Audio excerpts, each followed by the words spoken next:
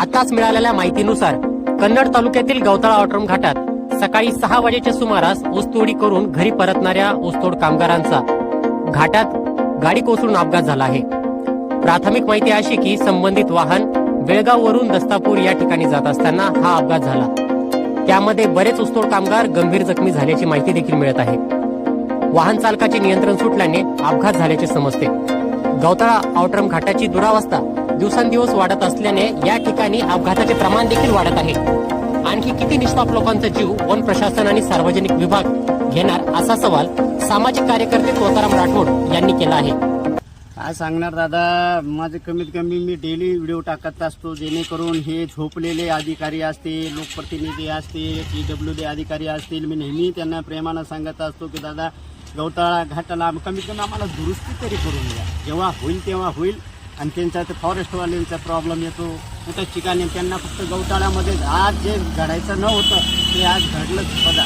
आज कमीत कमी 17, 18, 20 जण आहेत, तर मला तर बोलता येत नाही त्यांना काय करावं। या नालायकांना समजवायला पाहिजे यार। लहान लहान लेकरं डायरेक्ट गाडी खाली गेलेली आहे, त्याच्यात ऊसतोडीवरून आले ते बिचारे, अचानकपणे ते खड्ड्याला टर्न मारत असताना डायरेक्ट गाडी खाली गेली आणि कमीत कमी 200-300 फूट खाली गेलेली आहे। तर मी विनंती करतो प्रशासनाला की आपण लवकरात लवकर गवताळा घाटाला दुरुस्ती करा। या संदर्भात तुम्ही नेहमी रील्सद्वारे व्हिडिओद्वारे तुम्ही प्रशासनाला आणि इथलच्या राजकारणी लोकांना सूचना देत असतात की या रस्त्याच्या दुरुस्तीसाठी कोणीतरी उपाययोजना कराव्या। या संदर्भात कोणाही काही उपाययोजना केल्यात का? काही नाही, फक्त ह्या कानातून ऐकतात, ह्या कानातून सोडून देतात। मी नेहमी सांगत असतो प्रशासनाला ते वरच्या वर आहे, पण तुमच्या हातात आहे ना। आता समजा चालूचे आमदार असतील, आमदार साहेबांना पण मी फोन केला 2-3 वेळेस, काही उचलत नाही। आणि त्यांना सांगून थकलो, कमीत कमी तुम्ही एक फोन PWD अधिकारी यांना सांगा, लगेच तात्काळ ते दुरुस्ती करून देतील, जेणेकरून असं अपघात होणार नाही।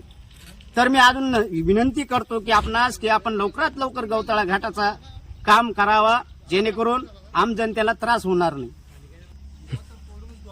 आणि राहिली गोष्ट एक, समजा मला फोन आला 1 घंटा नाही 2 घंटे 1-1.5 घंटेच्या पूर्वी एका मित्राचा फोन आला मला की अण्णा इथं असा ऍक्सिडेंट झालाय। आणि त्यांनी काय केलं बिचाऱ्याने, स्वतः म्हणजे हेच बंधू आहे, त्यांनी स्वतः अँब्युलन्सवाल्यांना फोन केला। कमीत कमी 2-2.5 घंटे अँब्युलन्स लेट येत आहे, तर त्याला काय अर्थ आहे? प्रशासनाला सांगून थकून गेलो, कुठलाच काही अँब्युलन्स नाही, कुठं ठिकाणच नाही राहिलंय। आता करा जे करायचंय, तुमच्या मनमानी कारभारीने ऍक्सिडेंट झालाय, याच्या पुढे होऊ नये एवढी विनंती करतो मी। जर तत्काळ आता प्रशासनाने या गोष्टीची दखल नाही घेतली आणि हा रस्ता जर नाही बनवला तर